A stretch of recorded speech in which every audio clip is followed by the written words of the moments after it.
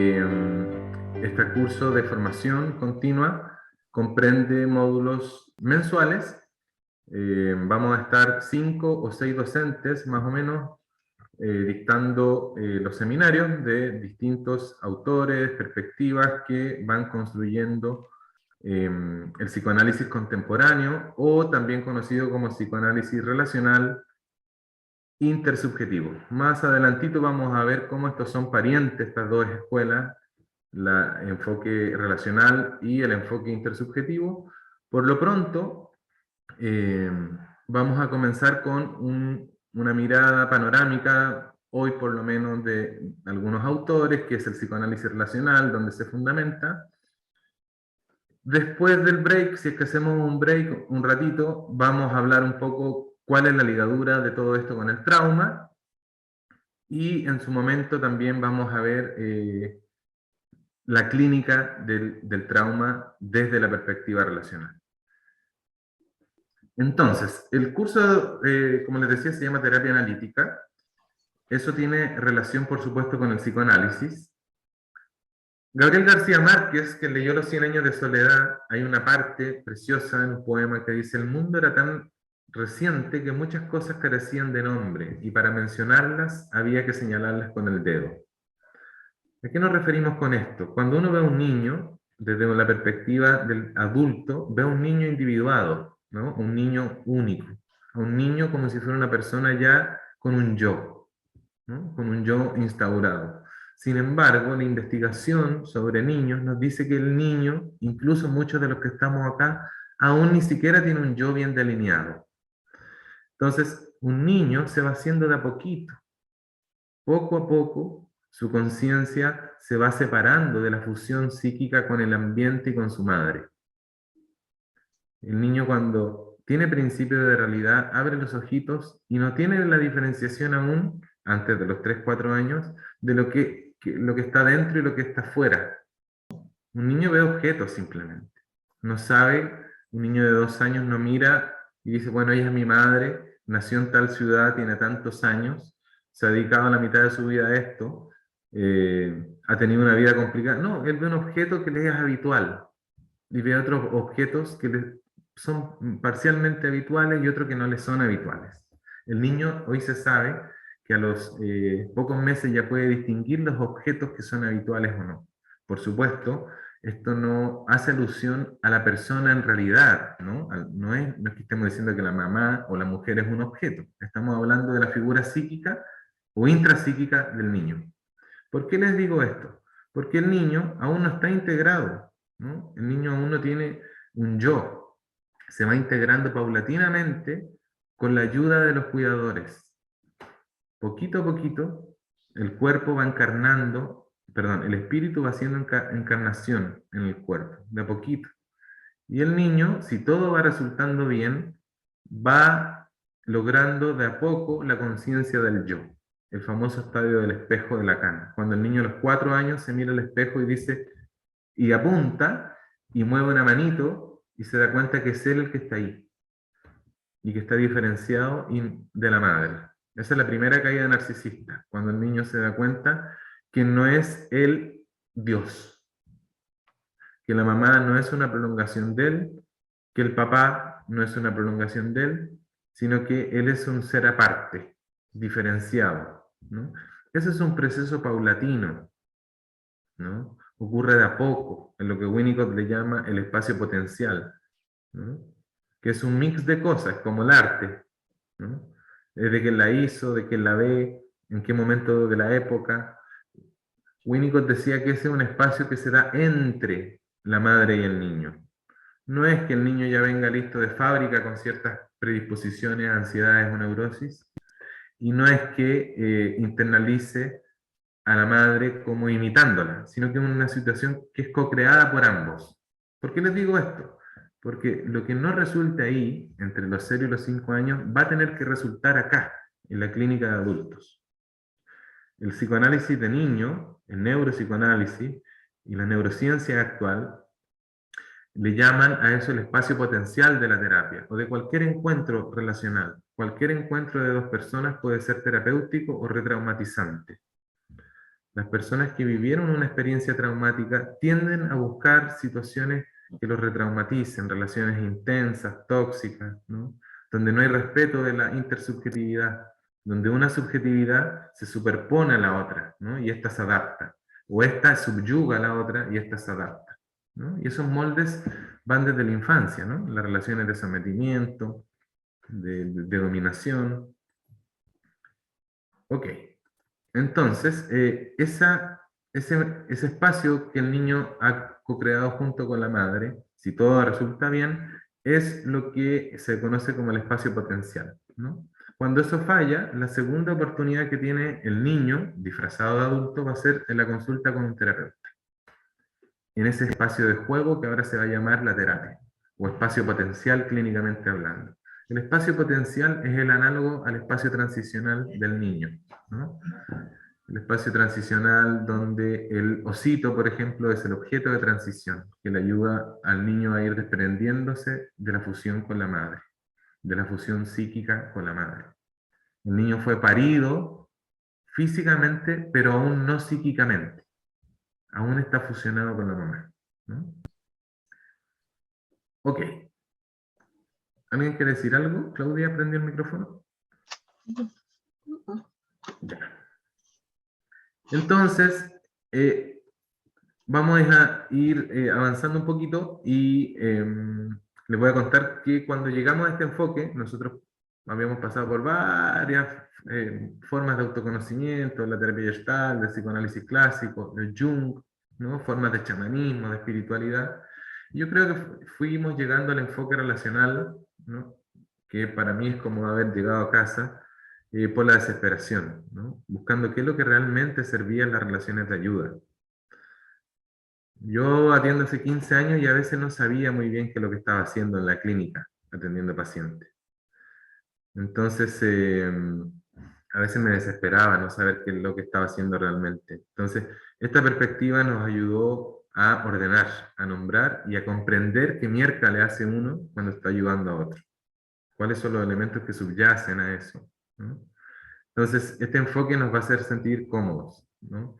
Hay autores contemporáneos que vamos a ver que nos hablan de una clínica actual. Entonces, en primera línea, vamos a ver que el psicoanálisis relacional es un contextualismo, ¿no? No es un patrón fijo y universal. Como por ejemplo, han escuchado el complejo de Edipo, que dicen que el niño se enamora de la madre y que su rival es el padre, y que eso se supera cuando el niño renuncia a la madre y se da cuenta que tiene que ser como el padre para tener una mujer como la madre. Es el famoso complejo de Edipo de Freud. Bueno, ese universalismo no lo pescamos mucho nosotros, ¿no? Incluso para nosotros hoy día más importante el contexto de la pandemia, ¿no? De recibir pacientes en la intimidad de su casa, atiende a pacientes en su habitación, ¿no? Y a veces estamos en la intimidad hablando de algo, ¡pum!, se abre la puerta y rompe un hijo, y tu paciente dice, te presento a mi hijo, ¿no? O te presento a mi nana, a mi esposa. ¿Cómo ha cambiado la clínica actual en torno a la privacidad, por ejemplo? Al encuadre, que es el lugar de encuentro entre el paciente y el terapeuta.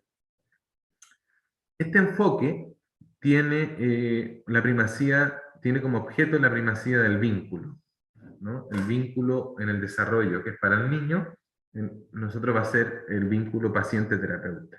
Hay necesidades evolutivas que quedaron congeladas por experiencias de falta de sintonía de los cuidadores.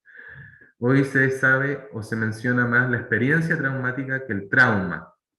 No es precisamente, cuando uno escucha trauma, al tiro se le viene a la cabeza violación, se cayó un avión, un choque, una muerte, pero eso son el trauma puntual. Pero hay muchos tipos de trauma, hay microtraumas, trauma acumulativo, ¿no? Incluso muchos buenos padres fueron generadores de trauma, ¿no? Entonces, este enfoque hace énfasis en la necesidad de contacto, de intimidad, de continuidad, de espejeamiento, de juego, ¿no? De validar al paciente, como Ferenczi decía, un autor que vamos a ver, que uno prestaba su super yo al paciente, ¿no? Porque toda persona que se enfermaba, psíquicamente hablando, es porque tiene un super yo demasiado violento, ¿no? Un super yo, esta instancia psíquica que se culpa. Las personas, vamos a ir viendo más adelante, que cuando sufrieron una experiencia de trauma se culpan mucho, ¿no? Entonces, el terapeuta, como no es un maestro espiritual que dice lo que es bueno y lo que es malo, ¿no? Sino que refleja al paciente y a veces le presta su super yo, ¿no? Para que no se culpe tanto, le da permiso al niño para que explore, para que juegue, para que se atreva, ¿no? Entonces, este enfoque hace énfasis en la mente intersubjetiva, es decir, en la mente del analista o del terapeuta y la del paciente, como juntos se va generando un espacio de mutualidad, ¿no? Un espacio, por supuesto, siempre asimétrico. ¿Qué quiere decir asimétrico? Que ambos cumplen un rol, ¿no? Si un paciente te paga, si tú estudiaste algo como esto y tienes una consulta, estás cumpliendo un rol, ¿no? Entonces cumplimos roles distintos. Yo soy terapeuta y tú eres mi paciente. Ahora, eso no significa que seamos fríos, distantes y anónimos, ¿no? Entonces, el psicoanálisis relacional es un vínculo mutuo, es decir, dos personas iguales se encuentran, pero asimétrico en el sentido que cumplen roles distintos, en la escena que es esa mágica hora ritual de una terapia. Entonces, en esta perspectiva, así como tirando ideas sobre la mesa, ¿no? A ver qué les va movilizando, a ver qué les va pasando. El terapeuta ya no es un observador participante como en la antropología clásica o como en la psicología experimental, ¿no? Que hay un médico, un supuesto psiquiatra, que es el sujeto del saber que observa un fenómeno, es decir, un enfermo, ¿no? Aquí el terapeuta relacional es un observador participante, es un agente de cambio que se involucra, ¿no? Que se empapa, que observa los cambios, que refleja, que le duele, que se equivoca, ¿no? Que siente.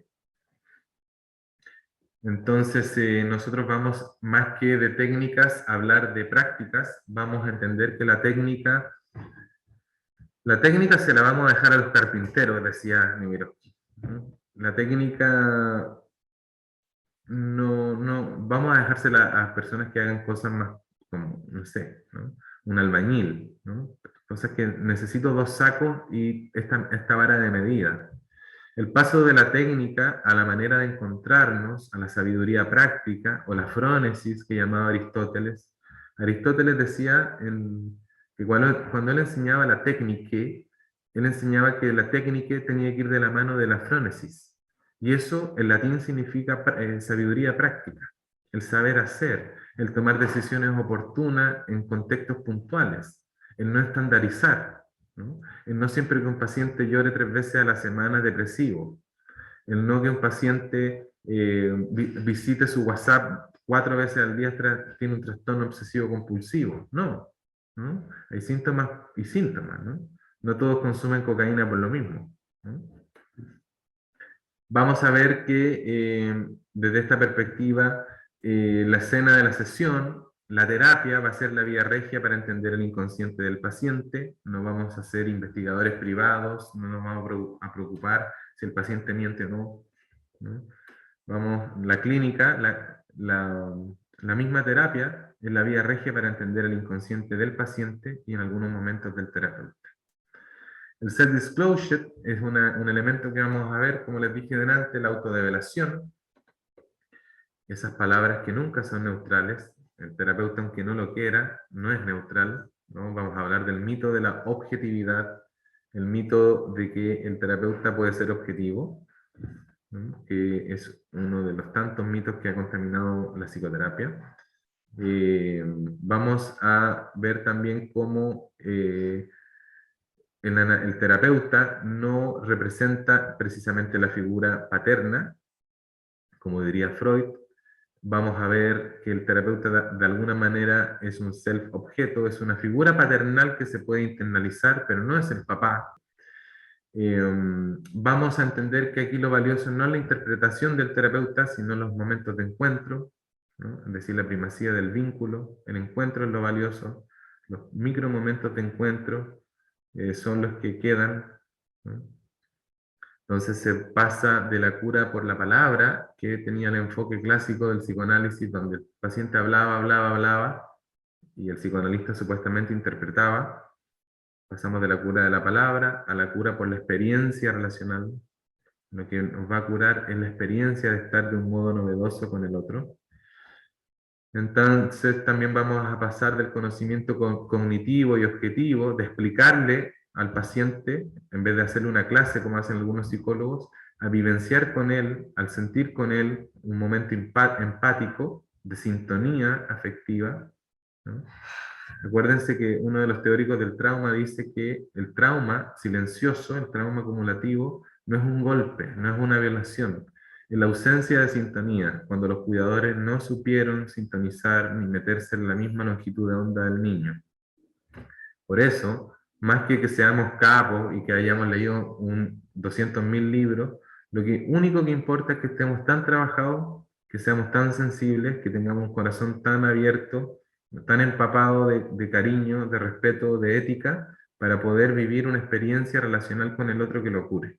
Lo que va a curar es la experiencia, el vínculo. Todos los estudios contemporáneos que se han hecho en la actualidad hablan de que la primacía del vínculo, ¿no?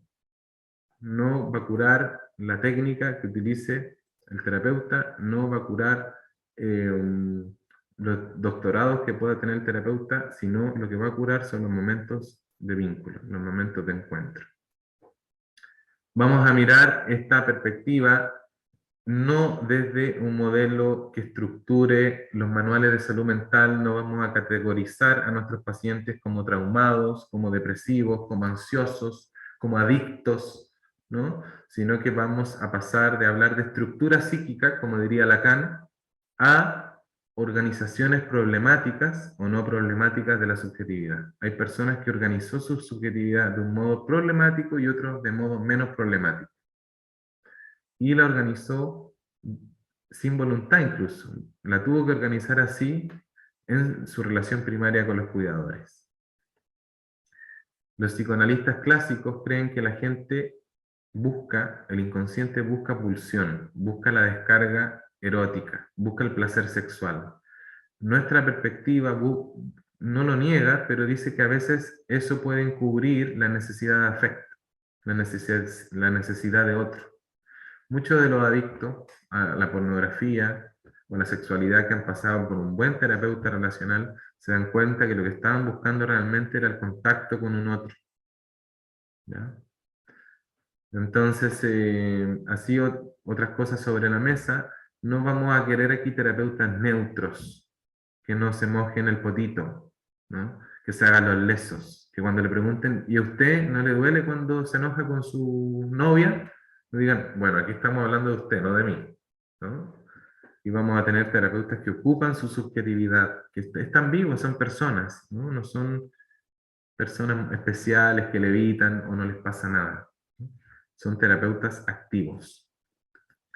Bueno, ahora me acordé que tengo el PowerPoint, el café que me tomé tiene que haber sido.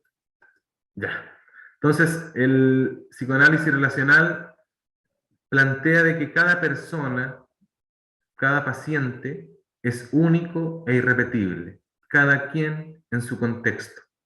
No tenemos pacientes estándares, no tratamos a todos los adictos por igual, no tratamos a todos los que lleguen por depresión por igual, etc.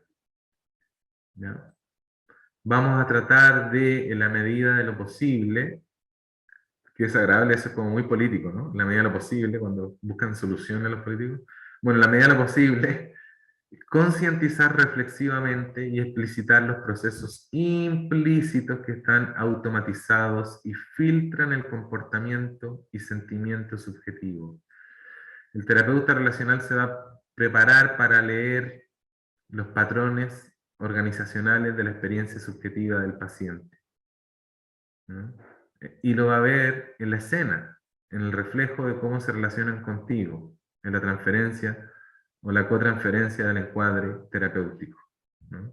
De alguna manera, el paciente va a trasladar sus modos objetales internalizados, es decir, su familia que está adentro, el ambiente infantil que tiene adentro, esos moldes que le quedaron desde niño, los va a proyectar en otras escenas, en otros momentos de la historia, en el presente, con sus compañeros de trabajo, con sus relaciones, con su terapeuta, ¿no?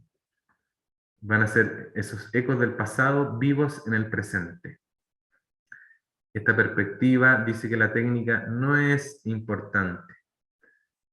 ¿Por qué? Porque la técnica exige actos programados previamente, que no son variables, que no son novedosos, que están dirigidos a fines concretos, ¿no? Y se toma un poco de la teoría, el concepto por la técnica, que es un trabajo de Heidegger, ¿no? Que presentó a los psicoanalistas por allá por el año 20. Cada diada terapéutica o cada relación de dos amigos, una pareja, dos personas es única y repetible, tiene sus cursos y sus tiempos propios. Imprevisible y sujeta a variaciones, eventualidades que exigirá la creatividad del terapeuta, por lo que prefiere hablar de práctica que de técnica. Lo que vamos a hacer nosotros es una práctica clínica, una práctica relacional, no una técnica. Los buenos terapeutas, los viejos, ¿no? Los que se han preparado, no se hacen publicidad ni ocupan técnicas. Se ocupan a ellos mismos, enteros, como personas, en la cancha. No ocupan cartas, hipnosis, relojes, mancias, ¿no? Nada. Entonces tenemos primer libro que les voy a recomendar, porque por supuesto después van a tener muchas mujeres de docentes. Este es un diplomado, un buen diplomado feminista, ¿no? Yo soy el único hombre, me parece. ¿Qué nos dice Donna Orange de la psicoterapia relacional? Frente a la demanda infinita de los pacientes. Esto lo dijo ahora, ¿no? Por la pandemia. No sé si los que ustedes sabrán que la demanda de psicoterapia nosotros nos damos, yo no tengo más cupo, Facu tampoco, ¿no? La demanda para los terapeutas es enorme. Frente a la demanda infinita de pacientes, nos ofrecemos a nosotros mismos, ofrecemos nuestra hospitalidad. Uno dice que es sencillo lo que dijo, ¿no? Pero créanme que a veces hay personas que lo único que necesitan es un lugar donde poder compartir su intimidad, un lugar donde la puedan escuchar sin juzgar, un lugar donde puedan contar sus vergüenzas, sus temores sin ser juzgados, sin ser criticados. Incluso vamos a ver cómo también las personas con trauma les retraumatiza la famosa psicología positiva, ¿no? O de repente los coaches muy positivistas, ¿no? Y eso no significa que no hay que ser simpático. Vamos a ver que Ferenczi, un autor que vamos a ver prontito, escribió un libro que se llama Sin simpatía no hay curación. Pero bueno, ahí Ferenczi dice, ¿no? Que si el paciente no nos cae bien, ¿no? Y si nosotros no le caemos bien al paciente, es imposible la cura, la sanación, ¿no? En toda relación. No cambia. O sea, si yo elijo una pareja, me tiene que caer bien, no solo gustar, ¿no? Si yo elijo un amigo, me tiene que caer bien, ¿no? Y si yo elijo un terapeuta, también me tiene que caer bien, decía Ferenczi, ¿no? Por eso también vamos a ver la importancia de las entrevistas preliminares, ¿no? La entrevista preliminar es para ver si podemos trabajar o no, porque a veces la demanda de un paciente es desmedida, ¿no? Puede llegar un paciente a hablar con la Claudia, con la Dani, con el Pablo, ¿no? Oye, ayúdame por favor. Y yo sé que su disponibilidad de ayuda es grande, ustedes tienen un corazón sensible, tienen vocación de servicio, pero si esta persona le dice, mira, me quiero suicidar, estoy viendo demonios, y necesito 1.000.000 de pesos a la semana, o sea, por más que nuestro corazón grande y bondadoso y tengamos espíritu de servicio, no nos da, ¿no? Entonces, bueno, nosotros le diremos, mira, lo que yo hago muy sencillo, te ofrezco 1 hora en mi consulta, te puedo escuchar, pero no sé si pueda trabajar con ese tipo de cosas. Te podría sugerir algunas cosas, ¿no? A eso son las entrevistas preliminares. Entonces, bueno. Ah, y otra cosa, ¿no? Nuestro fin no es convencer a nadie de que venga a terapia. Eso es una de las cosas que hay que... No es nuestra función convencer a alguien de la virtud de la terapia, ¿no?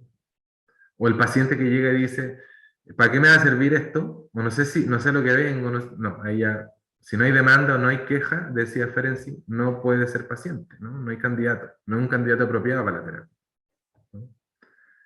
El paciente al principio nos va a preguntar mucho y es bueno que pregunte. Es favorable para el vínculo, saber si me estoy atendiendo con un profesional cualificado o con un charlatán, ¿no? Entonces no hay que molestarse si un paciente pregunta mucho. Es importante que pregunte, ¿no? Es importante que nosotros tengamos paciencia. A veces el paciente necesita mucha paciencia. Donna Orange, el 2010, en torno al diagnóstico. Cada vez que caemos en la tentación de clavarle etiquetas objetivadoras a nuestros pacientes, ya sea que provengan de categorías diagnósticas o de nuestras teorías, se levanta una bandera de advertencia. Es que probablemente hemos sucumbido a una tendencia reduccionista, esencialista, que no acierta a ver la complejidad. ¿Qué es lo que quiere decir la Donna Orange? Que cuidado con los diagnósticos, ¿no? Que a veces es fácil empezar a leer un poco de psicoanálisis y vamos a empezar a encontrar a nuestra novia histérica, a mi hermano que es obsesivo, a mi tío que es narcisista, ¿no? Y empezamos a clavarle etiqueta a todo, ¿no? Entonces, yo les digo esto de entradita para que después no anden diagnosticando, o por último, que se lo reserven, ¿no? No es ético hablar de estas cosas fuera del encuadre, o analizando sueños, ¿no? En un carrete, en una fiesta, cuando vamos en la micro, ¿no? Todo esto funciona si se da dentro del encuadre, ¿no? Tenemos acá a Stephen Mitchell, que es, llamémosle el padre del psicoanálisis relacional de los años 80, también que está como un poquito en contra del uso de los diagnósticos, ¿no? Entonces vamos a decir que el diagnóstico no es un elemento fundamental en el proceso psicoterapéutico. Por eso no nos vamos a meter tanto para allá. No vamos a requerir desde este enfoque tener un diagnóstico tan detallado para acompañar a otros, ¿ya? Sí, es necesario que conozcamos algunas cosas que nos van a advertir de ciertas estructuras, por ejemplo, de no trabajar con un psicótico interpretándole como si fuera un neurótico, porque lo psicotizamos de una, ¿no? O no decirle a una persona que la vamos a curar de lo que le pasa, si la persona tiene un trastorno, con flores de Bach, por ejemplo, o de Bach, si la persona tiene un trastorno de la personalidad, ¿ya? Para esas cosas, para distinguir, vamos a conocer un poquito algunos criterios diagnósticos, no para clavarle etiquetas a la gente, ¿ya?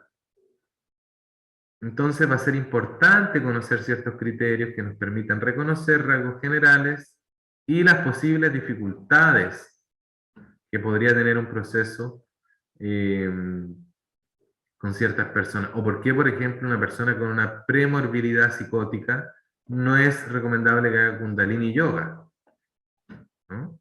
O tome una sesión de ayahuasca, ¿ya?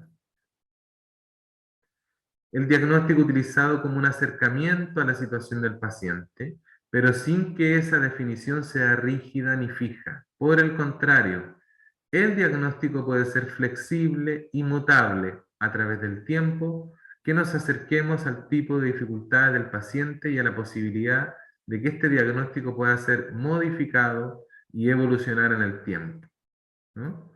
Fago es testigo en una supervisión de que yo tenía un paciente psicópata, perverso, violador, ¿no? Que nadie lo quería atender, y hoy podríamos decir que es un neurótico. Ya después de 2 años de psicoanálisis conmigo, ya reprime, ya no quiere abusar de menores de 18.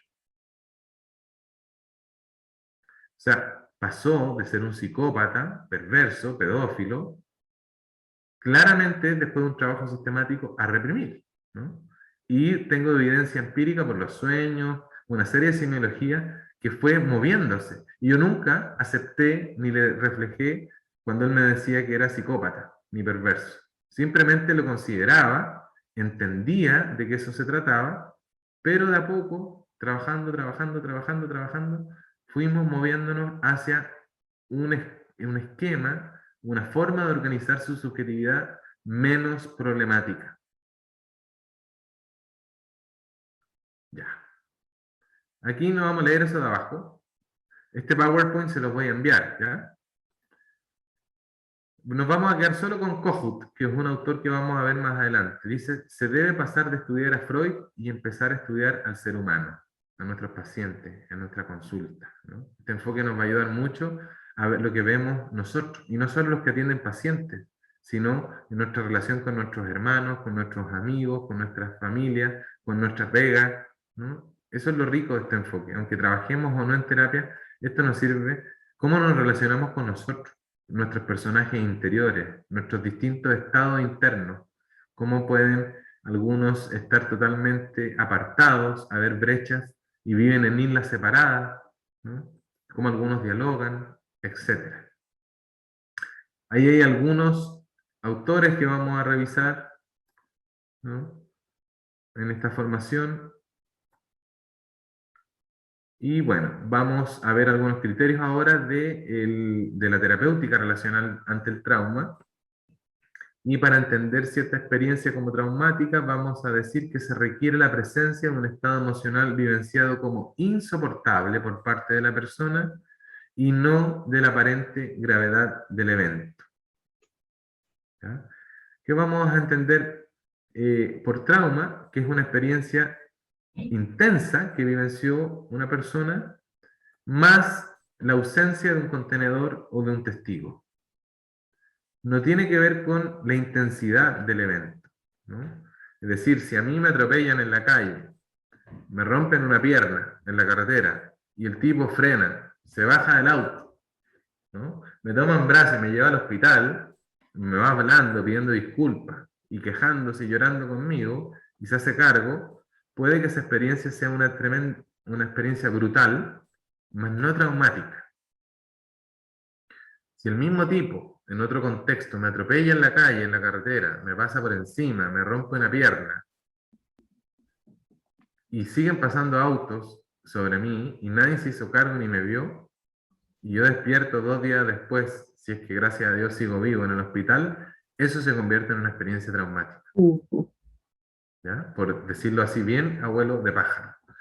¿Por qué hago esta ligadura del trauma inmediatamente con el psicoanálisis? Porque en esto, o en distinto grado, vamos a entender de que toda psicopatología o trastorno adulto es consecuencia de una adaptación a un estrés postraumático, de alguna experiencia de ausencia de sintonización o de alguna experiencia vivida como traumática, de acomodación patológica, de haber tenido experiencias difíciles, ambientes tóxicos, cuidadores no suficientemente buenos, etc. Entonces, hagamos lo que hagamos, podremos ir a un taller de espiritualidad, de meditación, pero el único lugar comprobado donde hemos visto que se cura un trauma relacional, es decir, mi subjetividad se dañó en relación a otras subjetividades, es en un ambiente terapéutico. Es decir, el mito de la autocuración está totalmente descartado. Ninguna persona que se enfermó sola se va a sanar sola, porque la mente no está aislada. La mente se enfermó en relación a los cuidadores y se va a curar en nuevas relaciones, novedosas, distintas, que van a marcar una diferencia, ¿no? Un nuevo modo de estar con otros. Por eso vamos a hablar de uno de los mitos, por ejemplo, el mito de la mente aislada, ¿no? Que vemos mucho en los grupos humanistas o del potencial humano, o del coach, o del liderazgo, ¿no? Cambia tus pensamientos y cambiarán tus resultados, y las motivaciones y todas esas cosas. O de la anacoreta, el monje que se fue a meditar. Facu les va a recomendar un libro, el Después del éxtasis y la colada, ¿no? Como hablan tantos maestros espirituales que investigó un psiquiatra, pero cuando uno lo examinaba de cerca eran enojones, rabiosos, tenían problemas con sus hijos, ¿no? Pero arriba del escenario contaban que eran hace 50 años monjes zen, décimo dan, ¿no? Que levitaban, que hacían sanación a distancia, pero al momento de estar con otros eran torpes, ¿no? Eran violentos.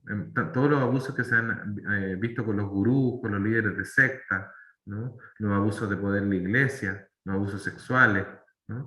Cómo existe el trauma espiritual también, del mal uso de la autoridad espiritual, ¿no?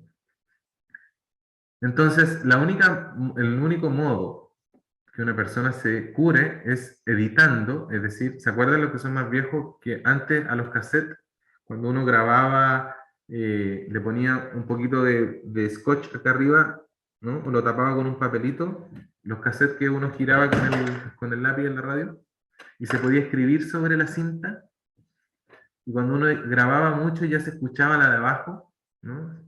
Uno escribía sobre la cinta. Lo mismo pasa con la psique. Quedó constituida, estructurada en los primeros 5 años sus moldes relacionales, ¿no? Su cerebro derecho grabó los modos de estar con otros. Y ahí recién se mielinizó el cerebro izquierdo, es decir, nuestra memoria temporal, la que dice ayer fue pasado, hoy día es presente y mañana es futuro. Pero ya nuestros modos de estar con otro quedaron grabados en lo que se conoce hoy como el conocimiento relacional implícito o el self implícito, que es como mi yo no racional, es como mi yo corporal y emocional. Eso quedó registrado ahí. Y cuando tuvimos experiencias ambientales difíciles en la infancia, se va a actualizar cada vez que estemos con otros, sobre todo en las relaciones de pareja, ¿no? Porque es un cuidador cercano. Por eso las relaciones de pareja, la terapia de pareja es el terreno fértil para curar traumas de la infancia, ¿no? Todo lo que ocurra con nuestra pareja nos va a decir, nos va a hablar de esos moldes fantasmales, por decirlo así, de los moldes fantasmas del inconsciente relacional. Ahí tomando esa idea, nosotros tenemos que respetar los timings. Por eso yo les pregunto, ¿no? Partí un poco fuerte, el café me hiperventiló, pero con los pacientes también. Uno se adapta al tiempo del paciente y no al revés. Si uno quiere que sea al revés, no se puede dedicar a esto. Winnicott decía, no podemos apurar al niño que juegue, no podemos ayudarle al paciente que avance rápido. Si uno quiere que sea al revés, que el paciente se va a frustrar y no va a resolver nada.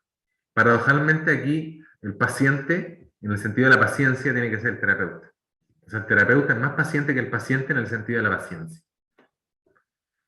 Entonces el paciente, decía Ferenczi, hay que mirarlo como un niño, tratarlo con cuidado, con afecto, ¿no?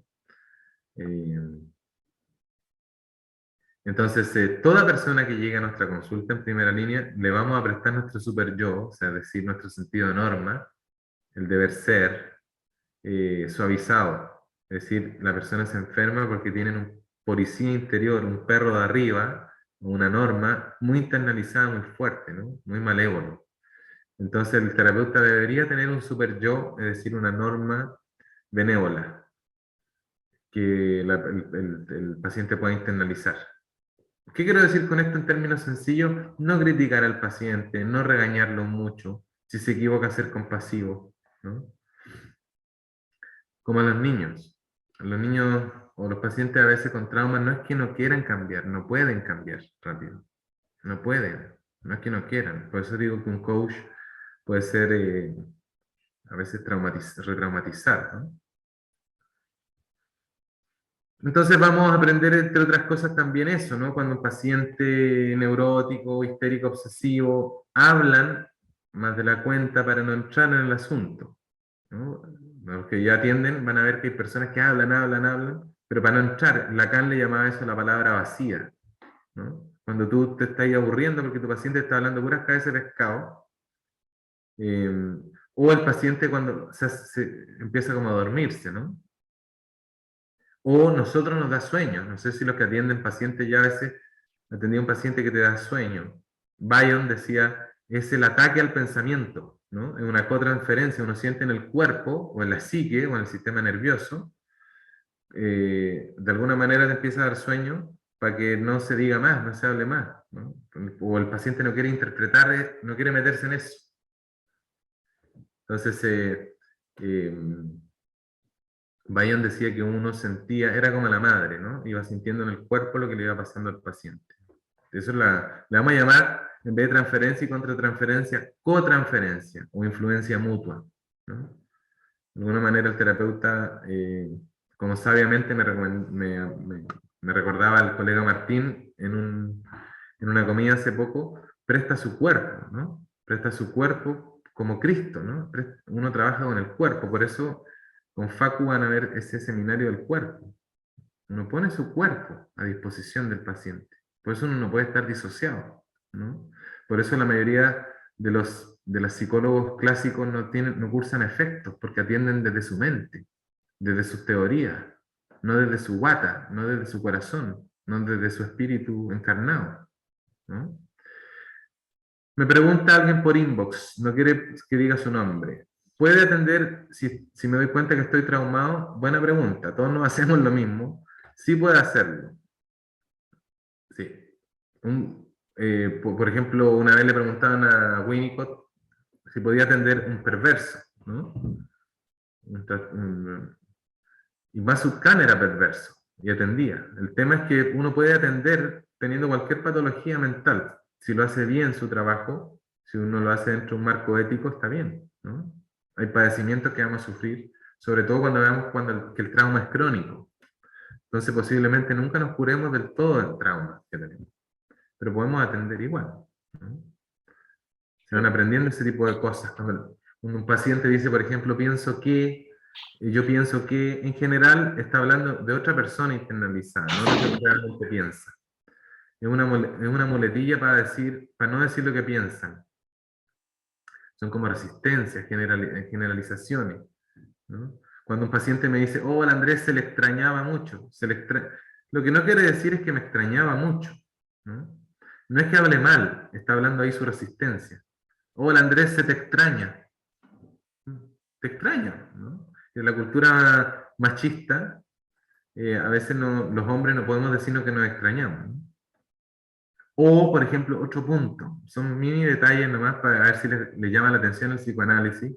Son como perlas que les tiro para que reencantarlos con el psicoanálisis, que nos dijeron que había pasado de moda.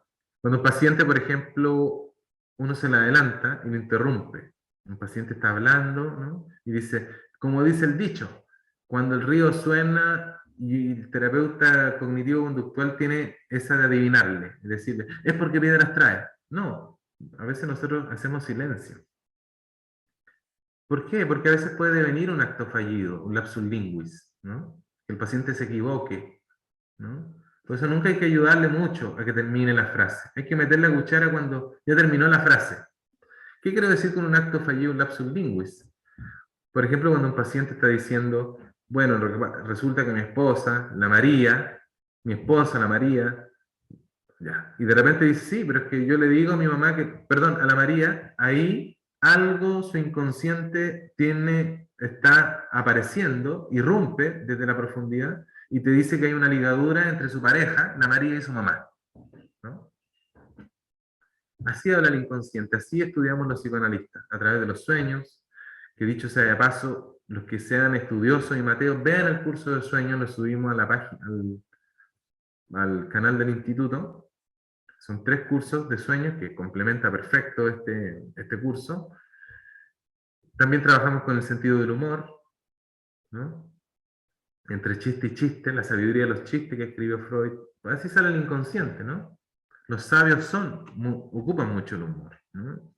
La ironía se ha perdido, la ironía maravillosa nos ayuda a decir algunas cosas. Es distinto al sarcasmo. El sarcasmo tiene una finalidad de atacar indirectamente a alguien. La ironía tiene una chispa de sabiduría, de inteligencia, ¿no? De una inteligencia lateral, como diría Edward Bono. Tenéis razón. Aquí nosotros nos llegan muchos pacientes con diagnósticos y uno les pregunta, tomando lo que nos decía el Facu, ¿y hace cuánto que le diagnosticaron eso? ¿No? Y dice, no, hace como 10 años cuando... ¿no? Y la persona siguió medicándose con el mismo clonazepam, con la misma centralina, y nunca siguió supervisándose, ¿no? En una de esas ya no le hace ni efecto la cuestión. Winnicott decía, yo muy pocas veces le interpreto algo a un paciente. Si él me dice que soñó con esto, yo me quedo calladito y a veces le digo, ¿no será que usted está viendo a su hermano ahí? Muy pocas veces interpreto y lo hago para que el paciente se dé cuenta lo poco que sé de él.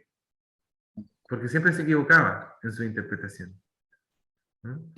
¿Por qué? Porque nosotros como terapeutas somos el supuesto sujeto del saber. Pero en realidad lo que sabemos son teorías, ¿no? Sabemos lo que hemos estudiado, pero no sabemos nada del paciente. El paciente es el que sabe todo de él.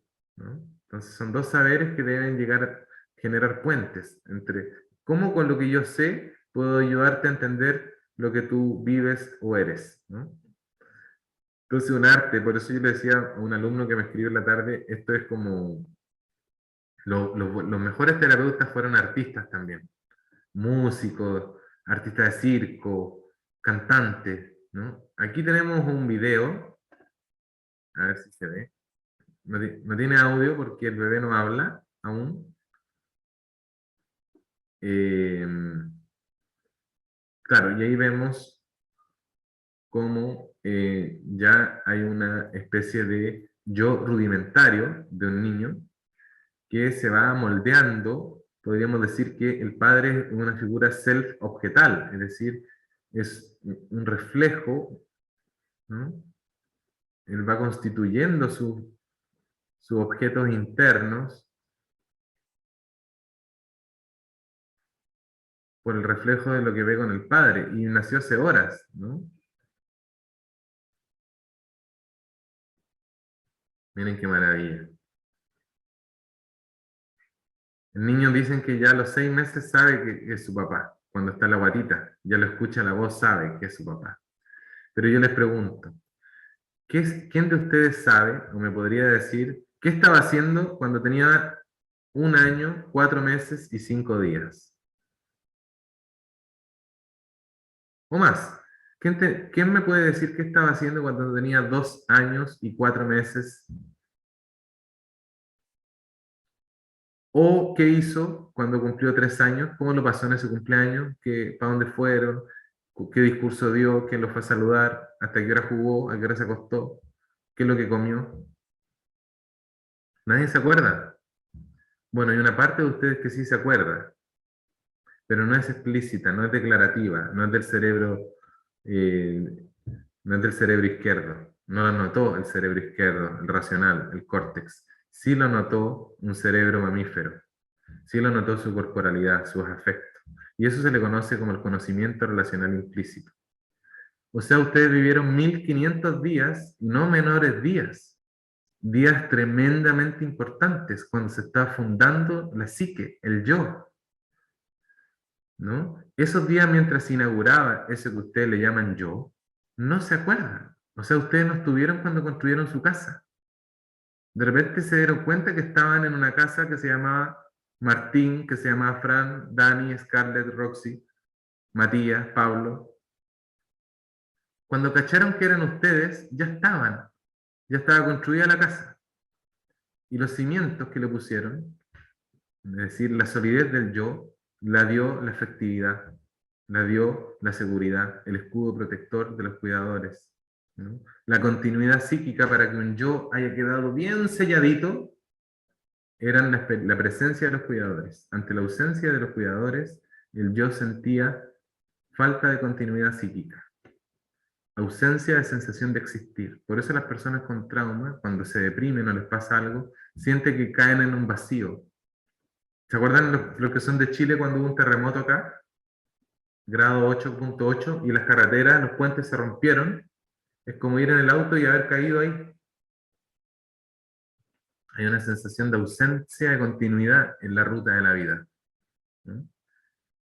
Entonces, por eso es tan importante, no es que hablemos, esto sea un curso de psicología infanto-juvenil, ¿no? Pero estamos hablando que cuando se hizo el yo, se constituyó la psique, no estuvimos presentes. Por eso el trauma es algo que se vivenció con el cuerpo, con la emocionalidad, mas no se inscribió en la mente, en la psique. ¿Cómo vamos a conocer el trauma? Por sus efectos, por las huellas, por la desregulación psicobiológica que pueda tener cada uno, por lo nervioso que se pongan cuando estén con alguien, por las evitaciones que van a tener cuando estén con alguien, cuando no quieran hacer algo cuando esté alguien, cuando quieran hacer algo raro en frente de alguien, cuando se pongan muy nerviosos, cuando se paralicen, ¿no? Cuando huyan, cuando ataquen. Me acuerdo que me retaron y me fui a llorar y sentí una pena tan grande y me acuerdo de esa tristeza, una pena inmensa. Y al ratito llegó mi mamá a abrazarme y darme cariño, pero me quedó ese recuerdo de esa tristeza tan grande. ¿Por qué? Sí, porque es usual que algunas personas hayan tenido que mentalizar antes. Cuando veamos esto, las personas con trauma tuvieron que pedir prestado con anticipación la mentalización para entender lo que pasaba. Entonces hay personas que tienen flashback de ciertos episodios, por ejemplo la Fran Tass, tú también te acordáis de cosas de 2, 3 años, ¿no? Sí. Muchas personas que vivieron algún tipo de experiencia traumática en particular, que las vamos a ver varias, son todas distintas, pero todas tienen un eje en común, ¿no? Vamos a ver ¿qué edad tenías tú, Fran, de los que te acuerdas? Mira, nos vinimos de Talca cuando tenía como 3 años, en el 94, y yo tengo recuerdos de esas casas, de las 2 casas en las que vivimos ahí. ¿Y qué edad tenías? Y yo, 3, 2 años, de pasillos, de juegos con mi hermano, de conversaciones con mi mamá, con mi abuela, de juegos. Muy claros los recuerdos en realidad. Pocos, pero claros. Sí, sí, es normal sentir, pero son como cortometrajes, ¿no? No hay continuidad, Claro. ¿cachai? Entonces, ¿por qué el terapeuta, ¿no? O nosotros, terapeuta yo les digo al tiro que significa, que viene del griego terapón, el que acompaña el que acompaña, cualquier gallo que acompañe algo a alguien es un terapeuta. El que acompañaba al guerrero, ¿no? Cuando el guerrero estaba herido, estaba cansado, el terapeuta le pasaba un paño por las heridas, le daba agua, le daba un abrazo, ¿no? Ese era el terapeuta, el que acompaña, el que atiende a. Nosotros los terapeutas vivimos en una paradoja constante. ¿A qué me refiero con esto? Que nosotros como terapeutas ofrecemos esperanza y alivio en un contexto de dolor y daño. Es decir, ofrecemos algo, esperanza, en un contexto donde hay sufrimiento. Es decir, en un escenario donde está todo lo contrario. ¿Y por qué? Nosotros tenemos algo que se llama el sufrimiento vicario, ¿no? Los terapeutas tuvimos que de alguna manera aprender por imitación, o sea, todos aprendemos por imitación, pero hay determinadas situaciones que no las vivimos, es decir, no tenemos la necesidad de haber vivido todos los traumas que existen para ayudar a las personas con trauma, ¿no? Es decir, los seres humanos podemos aprender por imitación, por presenciar determinadas situaciones sin tener la necesidad de haber vivido exactamente todos los mismos sufrimientos. Esta capacidad de aprender empáticamente de otros sufrimientos nos da esa flexibilidad, tolerancia y comodidad frente a la expresión de todas las emociones. Por eso nosotros tomamos o subimos hace poco la metáfora del sanador herido, ¿no? De este héroe mitológico inmortal, Quirón, ¿no? Que podía regenerarse o intentaba sanar sus heridas, ¿no? ¿Se acuerdan del centauro Quirón? Que se agarró en un combate y le llegó un flechazo, varios flechazos de Hércules que tenían veneno, ¿no? Y le generaron daños y heridas incurables. Ese veneno tenía algo que era incurable. Y él debió aprender a curar su propio dolor, ¿no? Y en ese periplo de la búsqueda de sanarse, todas sus heridas, trauma significa herida en latín, por si acaso. Entonces Quirón buscó cómo curar sus traumas, que eran incurables más encima. En ese periplo aprendió a curar o aliviar su dolor transitoriamente, y también se hizo experto en la búsqueda de medicina y de sanación, ¿no? Buscando aliviar su propio dolor. Y luego le enseñó toda esa mancia a Esculapio, que es el padre de la medicina griega, y bueno, pero eso es otra historia, ¿no?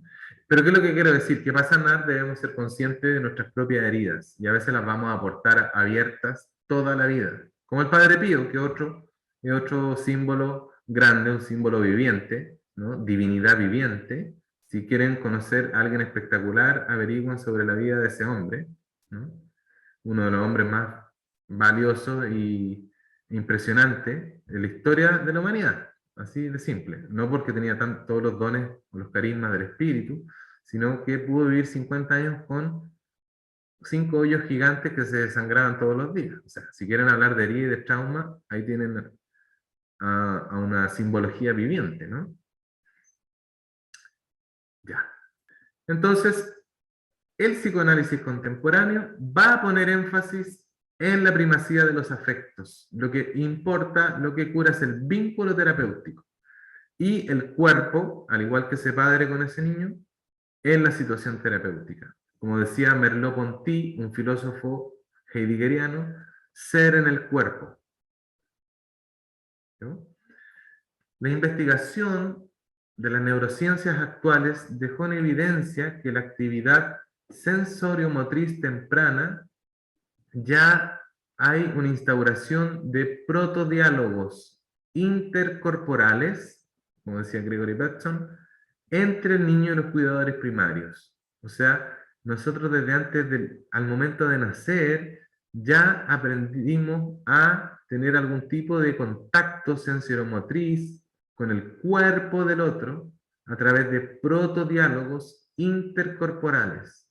Por eso, el estar con otro, la corporalidad, la actitud, ser en el cuerpo, el tono y la prosodia, va a contactar con estas memorias basales, ¿no? El entonamiento, la lentitud, la suavidad, el aroma, el eco, ¿no? La tonalidad de nuestra voz va a ser el canto en el oído límbico del niño en relación a su madre. Es profundo lo que estoy diciendo, ¿no? Si el terapeuta habla así, va a ser agresivo para el niño. Para el niño que está ahí detrás de ese cuerpo adulto, a viejo, arrugado, canoso, ¿no? Hoy día me tuve que mandar una foto al médico, caché que estaba arrugado y canoso, y paradojalmente me estaba sintiendo más niño que nunca. Es una paradoja, ¿no? Esto del autoconocimiento. La antinomia se llama psicoanálisis, que son muchas contradicciones. Hoy día me sentía más niño que nunca y justo me vi al espejo, tuve que mandar una foto a un médico, ¿no? Y me vi la cantidad de canas que tengo. O sea, estoy un anciano, ¿no? Pero me sentía muy niño, era para volverse loco. Entonces, la psicopatología psicoanalítica relacional es una perspectiva traumatocéntrica. ¿Qué significa eso? Que en el fondo todos tenemos algún daño o alguna desregulación del nervio vago, del sistema nervioso central, por la internalización de un ambiente complejo en la infancia que dejó descalibrado nuestro sistema de alarma. Entonces salta, se mueve, los sensores quedaron fallados, ¿no? Por decirlo de algún modo. Para cerrar hoy, el psicoanálisis relacional entiende que todo fenómeno psicológico emerge, fenómeno psicológico personal, digamos, una subjetividad, una mente, nace, se organiza, se mantiene y potencialmente se transforma en determinados contextos relacionales a lo largo de todo el ciclo vital. Es decir, la mente, lo que yo le llamo mi subjetividad, mi fenómeno psíquico, ¿no? Se organiza en las primeras relaciones con los cuidadores, se mantiene si siguen todo rígido, si sigue todo igual, y se transforma, si es que llego donde un buen terapeuta relacional, en un nuevo contexto relacional. Se actualiza, cambia, gira, tiene una novedad, ¿no? Hay otro punto que dice que todo sistema intersubjetivo, es decir, donde hay dos subjetividades, es decir, un niño y la mamá, un paciente y un terapeuta, se mueven simultáneamente 4 dimensiones. Una es que está siempre ahí, vivo, lo consciente y lo inconsciente. Simultáneamente están ocurriendo fenómenos internos y externos, simultáneamente. Simultáneamente está ocurriendo el self, mi yo y el otro. Están ahí, vivos. Y simultáneamente está en escena el potencial entendimiento, resignificación del pasado, vivido en el presente, que eventualmente podría modular o perpetuar el futuro. Todo eso le vamos a llamar la complejidad psicoanalítica. O sea, cuando estamos con alguien, no solamente estamos con el famoso aquí y ahora. Están ocurriendo muchas cuestiones a nivel inconsciente. Está pasando rollos míos conscientes e inconscientes, fantasías y rollos de mi terapeuta consciente e inconsciente. Eso está actualizando cosas de mi pasado en el presente, ¿no? y que si se concretan o no pueden determinar mi futuro o no. O sea, hay una complejidad, no es simplemente así nomás cuando uno se junta con alguien. Y la terapia no es solamente ir a hablar y escuchar consejos, ¿no? Pasan cosas, se mueve la cosa. ¿Ya? Y bueno, ¿por qué le llamamos psicoanálisis relacional? Porque interaccionan dos subjetividades, dos mentes en relación, ¿no? Que se van a influenciar mutuamente, interactúan. Ahí es el psicoanálisis relacional es un proceso continuo de influencia mutua. Vamos a ver más adelante que el paciente es influenciado, lo quiera o no, por su terapeuta, y el terapeuta es impactado e influenciado, lo quiera o no, por su paciente. Lo vamos a demostrar, por supuesto, en estas 50 clases que vamos a tener. Esta es solo la primera, así que paciencia. Otro concepto que vamos a rescatar hoy como síntesis es que no nos importan las etiquetas, sino que vamos a comprender que una subjetividad de un paciente, o la mía, se organizó, se organiza, y a medida que vamos haciendo este curso, cada vez menos problemáticamente. Vamos a ver, cuando yo les pida un ensayo al final, sería lindo que pudieran poner ahí cómo al comienzo habían ciertas formas de cómo organizaban su subjetividad de modo problemático en algunos ámbitos, y cómo cuando terminó el curso ya se estaban organizando su subjetividad en relación con ustedes y con otros de modo menos problemático. No importa si son histéricas, obsesivos, paranoicos, todo eso se va a afinar, regular con un buen proceso relacional.